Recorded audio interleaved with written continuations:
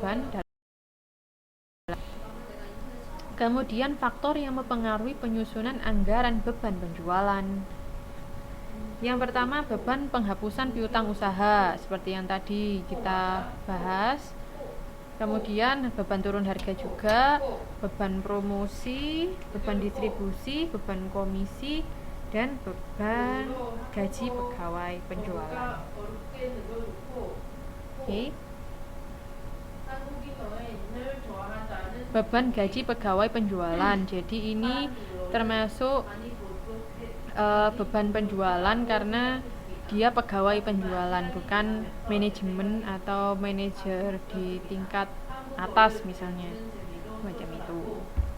Dia masuk di beban penjualan.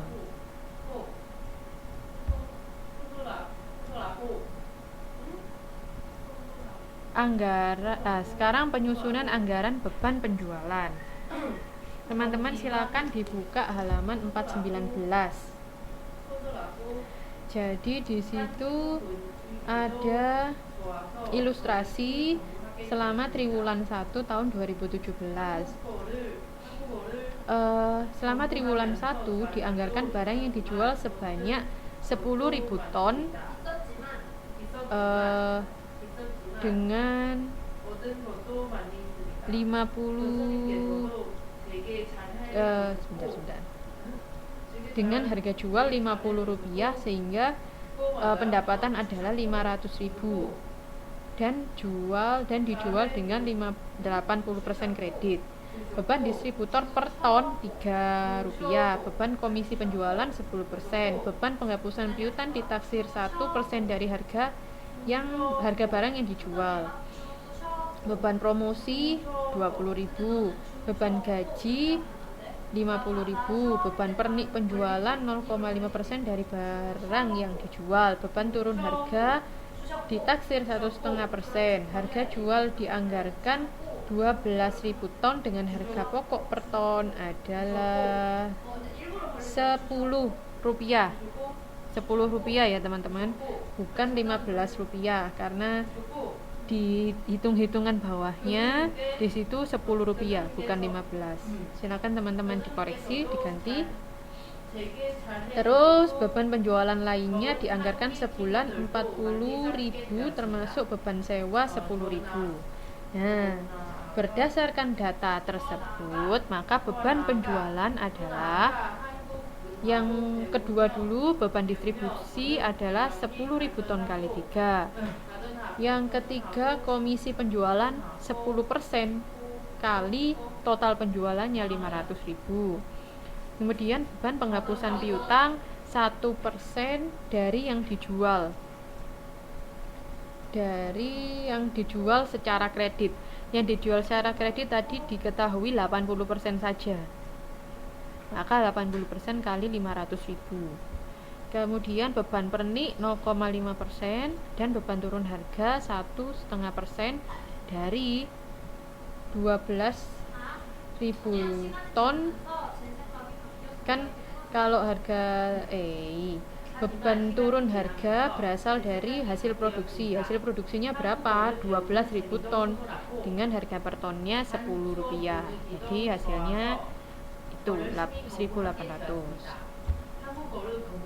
Maka ini adalah ringkasannya. Oke. Beban distribusi 30, komisi 50, semuanya sudah kita hitung. Kemudian ada beban penjualan lainnya 40.000 dan maka beban penjualan yang dianggarkan adalah 198.300. Oke. Dari tabel tersebut diketahui bahwa beban variabelnya 82.500, beban tetapnya 60.000, beban semi variabelnya 55.800. Ada keterangan di situ bahwa yang termasuk beban variabel adalah beban distribusi, komisi penjualan, dan pernik penjualan. Sedangkan untuk Yang tetap adalah beban gaji pegawai penjualan dan beban penjualan lainnya.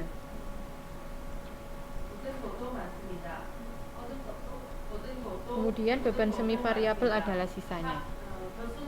Oke, di situ dikoreksi lagi teman-teman.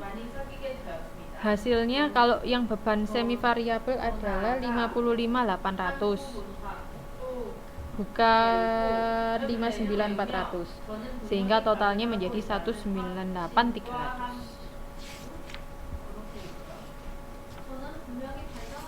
Oke.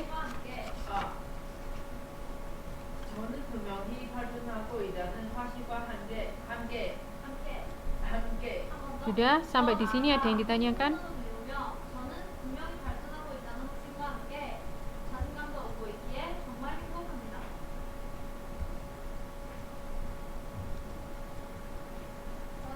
Kalau belum ada yang ditanyakan, saya lanjutkan ke kegiatan belajar 2. Kegiatan belajar 2 yaitu penyusunan anggaran beban administrasi dan anggaran laba rugi. Pengertian anggaran beban administrasi dan umum. Anggaran beban administrasi dan umum adalah bagian dari beban usaha atau beban operasional. Merupakan beban usaha dikurangi beban penjualan. Jadi beban usaha terdiri atas beban administrasi dan umum dan beban penjualan. Maka kalau beban administrasi dan umum berarti beban usaha dikurangi beban penjualan. Yang termasuk beban administrasi dan umum, silakan teman-teman buka halaman 428. Jadi ada kurang lebih 10 macam beban yang termasuk dalam beban administrasi dan umum, termasuk beban gaji manajemen puncak, beban gaji pegawai kantor, beban pemeliharaan kantor, beban sewa, beban telepon, listrik, air untuk keperluan kantor, dan sebagainya. Oke.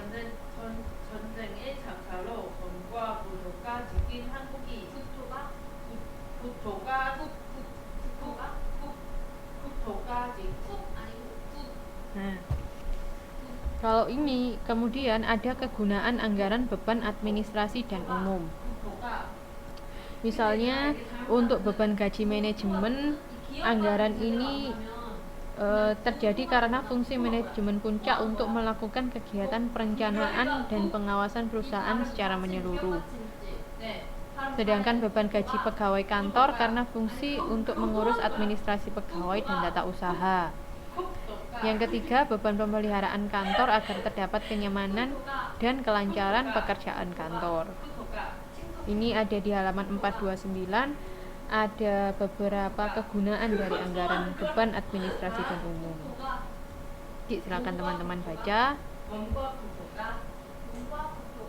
Kemudian faktor yang mempengaruhi penyusunan anggaran beban administrasi dan umum.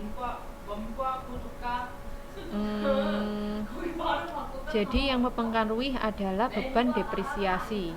Depresiasi apa saja? Depresiasi bisa berupa bangunan kantor, alat kantor, atau kendaraan kantor. Apa sih depresiasi? Depresiasi merupakan harta tetap berwujud yang nilainya akan semakin berkurang selama masa manfaatnya. Kemudian metode untuk menentukan besarnya depresiasi ada 2 macam, dengan metode beban tetap atau dengan metode beban berkurang. Beban tetap berarti depresiasinya sama setiap tahun, tapi kalau beban berkurang jumlahnya berbeda. Selain itu ada 3 faktor yang dipertimbangkan dalam melakukan beban depresiasi, yaitu harga pokok, nilai sisa, dan masa manfaat. Saat kita menentukan beban depresiasi, maka kita harus mempertimbangkan 3 faktor ini. Oke. Yang pertama, karena kita ada dua metode untuk menghitung